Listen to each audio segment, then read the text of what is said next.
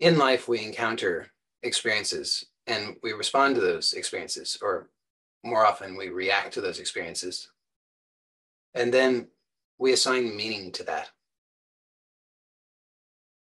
And that gets stored as an impression, which allows us then to, the idea being that then we can have that information next time we encounter something similar, which might be useful to us, right? So if you encounter, not that this is likely to happen in any of our lives today, but if you were to encounter a predator who was a hungry predator who was looking at you as a meal, and then you had some experience of that, but you survived, then all of the information from that experience might somehow be useful to you again in the future.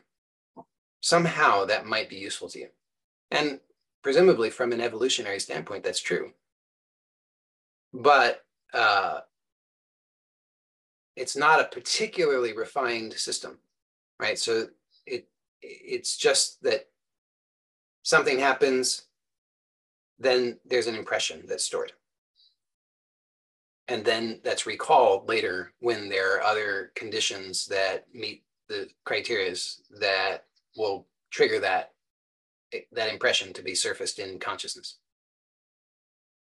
So, like I say, it's not particularly refined. It's problematic when we're not actually present and conscious to be able to do anything with any of that. And so it's just a lot of junk data gets stored. Now, what's happening in our lives is that we're being triggered all the time, right? So there's stuff happening. Like you wake up, maybe you wake up and you think, I'm feeling great. Today's a great day. And then 5 minutes later, you get a text, and then you spiral into some sort of bad state. And then maybe a little bit later on, you pick yourself up and you're like, okay, brush yourself off. Okay, it's going to be okay. I can still be productive today. Today's going to still be a good day. And then something else happens, and then puts you into another state.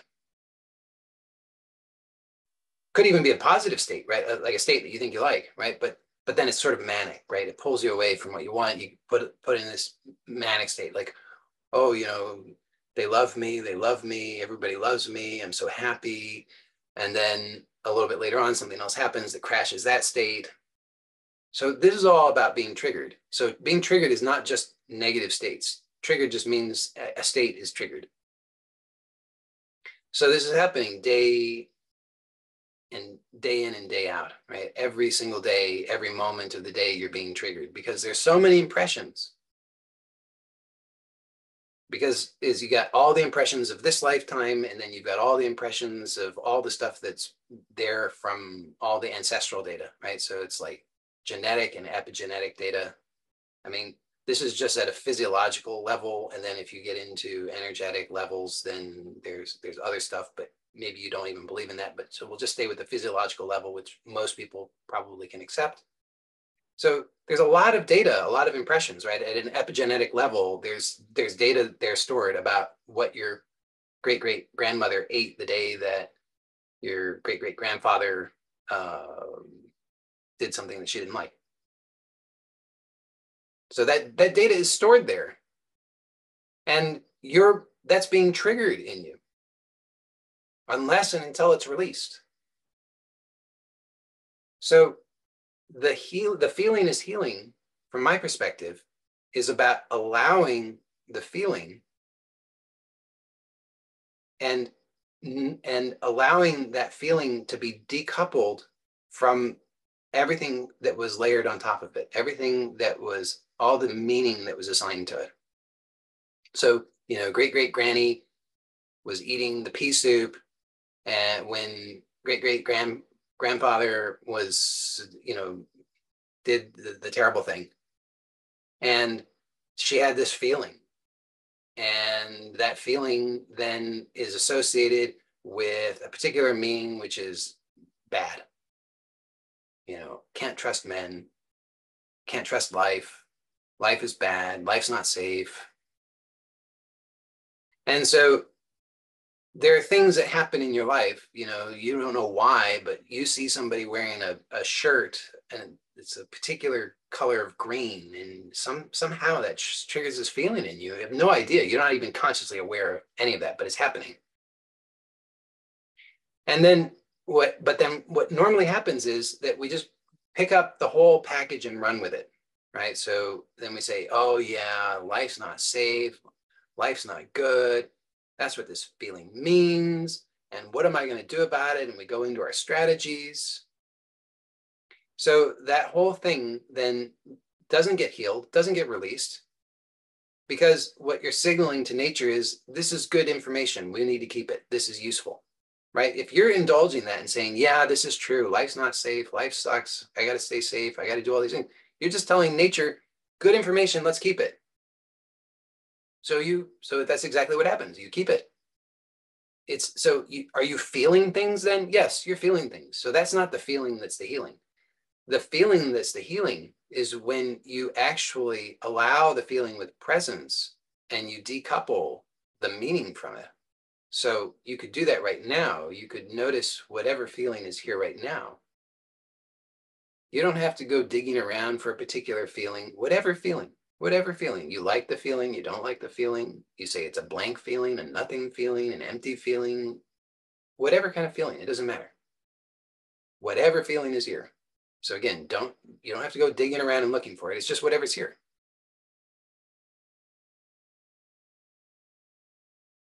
And then just notice that there are thoughts, meanings that are also happening. And you don't have to go digging around for them. Just notice that there are thoughts and meanings that are happening.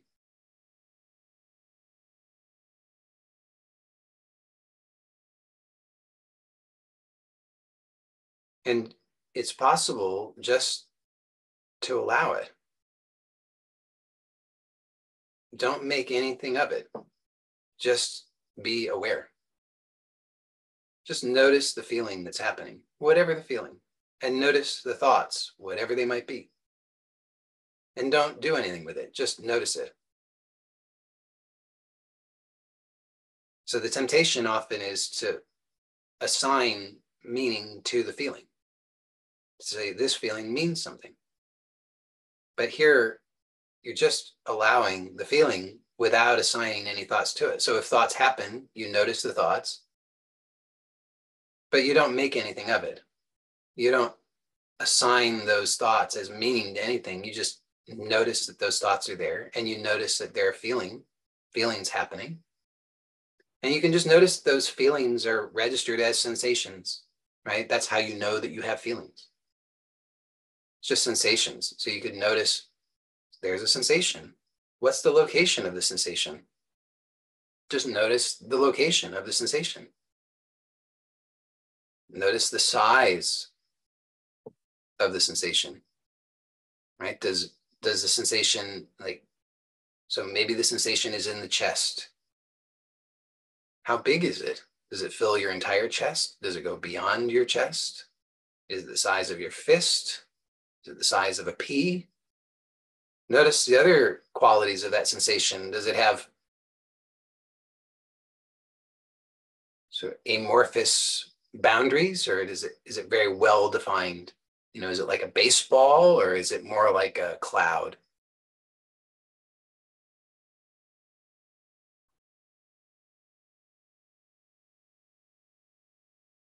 Maybe it has a temperature.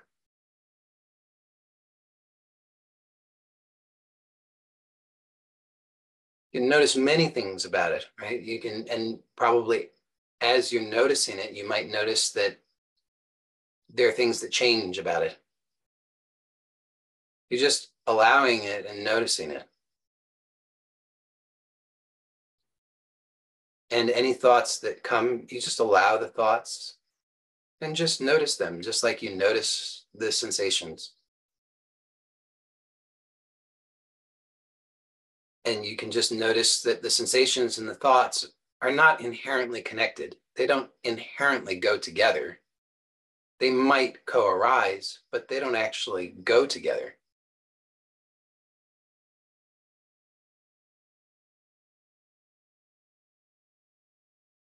It's just a habit that the mind says this sensation means this thing because the thought and the sensation co-arise. But as you just notice, then you can see that it's just co-arising and that's it. This can be really powerful when, and maybe even a little shocking to notice that the sensations that perhaps for a very long time you thought meant something don't actually mean anything at all. They're just sensations. So by allowing with awareness, this is the healing that's feeling, or the feeling that's healing. And the more that you do that, within what's comfortable or marginally comfortable for you, the more freedom that you'll experience in your life. Because you'll no longer be triggered so much. Because when you release these things, when you heal these things through this presence, then they don't get stored again. Because what you've revealed directly to yourself is that you no longer need that.